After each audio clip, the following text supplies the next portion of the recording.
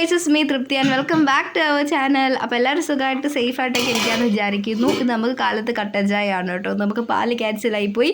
നമ്മൾ പാൽ society ചെന്നപ്പോഴത്തേക്കും society അടവായിരുന്നു. അങ്ങനെ പിന്നെ കട്ടൻ ചായ ആക്കി. പിന്നെ കുറച്ച് ഏത്തക്ക ഇരിപ്പുണ്ടായിരുന്നു, അതും പുഴുങ്ങി. അപ്പോൾ ഏത്തക്ക പുഴുങ്ങിയതും കട്ടൻ ചായ ആണ് ഇന്ന് രാവിലത്തെ ബ്രേക്ക്ഫാസ്റ്റിന്. അപ്പോൾ തലേ ദിവസമാണെങ്കിൽ ഞാൻ രാത്രിയിൽ വലുതായിട്ടൊന്നും കഴിച്ചില്ലായിരുന്നു. അതുകൊണ്ട് എനിക്ക് ഭയങ്കര വിശപ്പായിരുന്നു, അങ്ങേയറ്റ വിശപ്പ്. അതായത് രാവിലെ ഒന്നും ഉണ്ടാക്കാത്ത ദിവസമാണെന്നുണ്ടെങ്കിൽ ഭയങ്കര വിശപ്പായിരിക്കും. പിന്നെ ഇടയ്ക്ക് ഞാൻ ഏത്തയ്ക്ക ഇടയ്ക്ക് തിന്നുന്നുണ്ട്. ഒരു കുമ്പഴപ്പൻ ഏത്തയ്ക്ക പുഴുങ്ങാൻ എനിക്ക് ഭയങ്കര ഇഷ്ടമായിരുന്നു.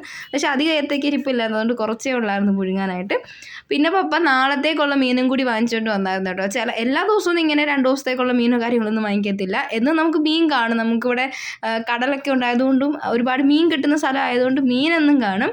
പിന്നെ നല്ല മീനൊക്കെ കാണുവാണെന്നുണ്ടെങ്കിൽ പപ്പ ചിലപ്പം നാളത്തേക്കും കൂടിയൊക്കെ വാങ്ങിച്ചുകൊണ്ട് വരാറുണ്ട്. അപ്പോൾ ഇന്ന് മങ്കട കണ്ടപ്പോൾ പച്ച മങ്കടയായിരുന്നു.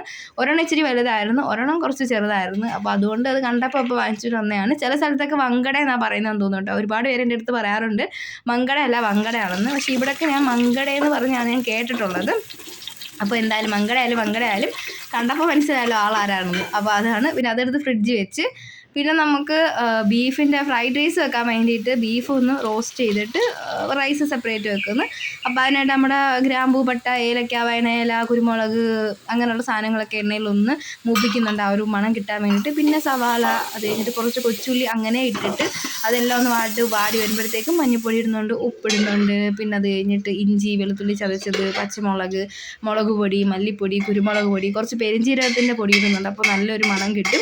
ബീഫ് മസാല ഉള്ളവർക്ക് അതിടാം. പിന്നെ നമ്മുടെ ഗരം മസാല ഇട്ട് കൊടുക്കുന്നുണ്ട്. പിന്നെ നമ്മൾ നേരത്തെ തന്നെ വേവിച്ച് വെച്ചിരിക്കുന്ന ബീഫും ഇതിനകത്ത് ചേർത്ത് കൊടുക്കുന്നുണ്ട്. നല്ല ബീഫായിരുന്നു.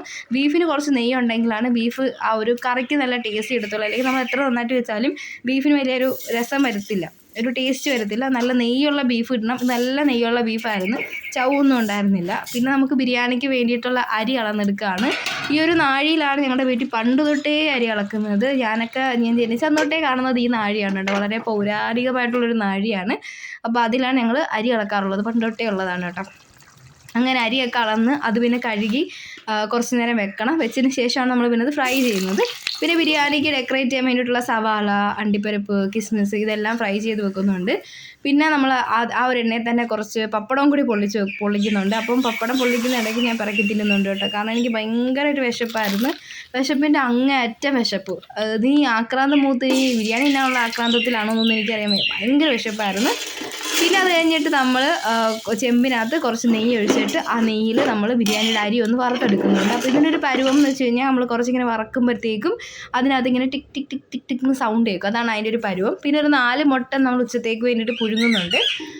അത് കഴിഞ്ഞിട്ട് പിന്നെ നമ്മൾ ബിരിയാണിയുടെ ചെമ്പ് വെച്ച് അതിൽ കുറച്ച് നെയ്യ് ഒഴിച്ച് കുറച്ച് എണ്ണ ഒഴിച്ച് അതിൽ വീണ്ടും നമ്മൾ ഗ്രാമ്പൂ, പട്ട, ഏലക്ക, കുരുമുളക് ഇതെല്ലാം കൂടി ഇട്ടിട്ട് ചോറിന് മണം വരാൻ വേണ്ടിയിട്ട് പിന്നെ അതിലേക്ക് കുറച്ച് സവാള അരിഞ്ഞത് ചേർക്കുന്നുണ്ട്. പിന്നെ നമ്മൾ നേരത്തെ തന്നെ കുക്കറിൽ വേവിച്ച് വെച്ചിരിക്കുന്ന ഗ്രീൻ പീസ്, പയർ, പിന്നെ ക്യാരറ്റ് ഇതെല്ലാം കൂടി ചേർത്ത് കൊടുക്കുന്നുണ്ട്. എന്നിട്ട് ഇതെല്ലാം കൂടെ നെയ്യിൽ നല്ലതുപോലെ ഒന്ന് വാട്ടിയെടുക്കുന്നുണ്ട്. ഇതെല്ലാം കൂടെ ഉണ്ടെങ്കിൽ നമ്മുടെ ആ ഒരു ബിരിയാണി കറക്റ്റ് ആവത്തുള്ളൂ. കടച്ചക്ക ഉണ്ടായിരുന്നെങ്കിൽ അതും കൂടി ഇടായിരുന്നു കേട്ടോ. നമ്മുടെ വീട്ടിൽ കടച്ചക്ക ഇരിപ്പില്ലായിരുന്നു, അപ്പോൾ അതുകൊണ്ട് അത് ചേർത്തിട്ടില്ല. അല്ലെങ്കിൽ ചില ആൾക്കാരൊക്കെ എസൻസ് ഒഴിക്കുന്നതാണ് കേട്ടോ. നമ്മുടെ വീട്ടിൽ നമ്മൾ ബിരിയാണി വെക്കുമ്പോൾ എസൻസ് ഒന്നും ഇടാറില്ല. പിന്നെ അത് കഴിഞ്ഞിട്ട് നമ്മൾ ചോറ് ഇടുന്നുണ്ട്. അതിലേക്ക് നമ്മൾ നേരത്തെ ഡെക്കറേറ്റ് ചെയ്യാൻ വെച്ചിരിക്കുന്ന സാധനങ്ങൾ, കുറച്ച് മല്ലിച്ചപ്പ് ഇതെല്ലാം കൂടി ഇട്ടിട്ട് മിക്സ് ചെയ്യുമ്പോഴത്തേക്ക് നമ്മുടെ ചോറ് നല്ല കളർഫുള്ളായിട്ട് വരും. അങ്ങനെ നമ്മുടെ ചോറ് കാര്യങ്ങളൊക്കെ റെഡി ആയിട്ടുണ്ട്. നമ്മുടെ ബീഫ് റെഡി ആയിട്ടുണ്ട്. നെയ്യൊക്കെ തെളിഞ്ഞ് നല്ല സെറ്റായിട്ട് ഇരിപ്പുണ്ട്.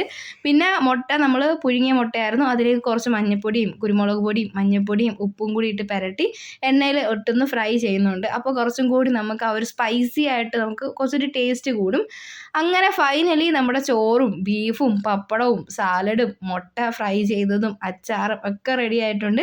അപ്പം ഞാൻ വിചാരിച്ചൊരു വാഴയിലയും കൂടി വെട്ടിയെടുക്കാമെന്ന്. എന്തായാലും നമുക്ക് കുറച്ച് ആധികാരികമായിട്ട് കഴിക്കാമെന്ന് വെച്ചു. നല്ല അടിപൊളി ടേസ്റ്റ് ആയിരുന്നു കേട്ടോ. സൂപ്പറായിരുന്നു. ഞാനൊരു 2 പ്ലേറ്റിന് അനുസരിച്ച് ഞാൻ കഴിച്ചു. 2-2.5 പ്ലേറ്റ് വരെ ഞാൻ കഴിച്ചു കേട്ടോ. അത്ര അടിപൊളിയായിരുന്നു. അപ്പോൾ ഇത്രയൊക്കെ ഉള്ളൂ. അടുത്ത വീഡിയോയിൽ കാണാവേ. വീഡിയോ ഇഷ്ടപ്പെട്ടാൽ ലൈക്ക് ചെയ്യണേ, സബ്സ്ക്രൈബ് ചെയ്യണേ. ടാറ്റാ.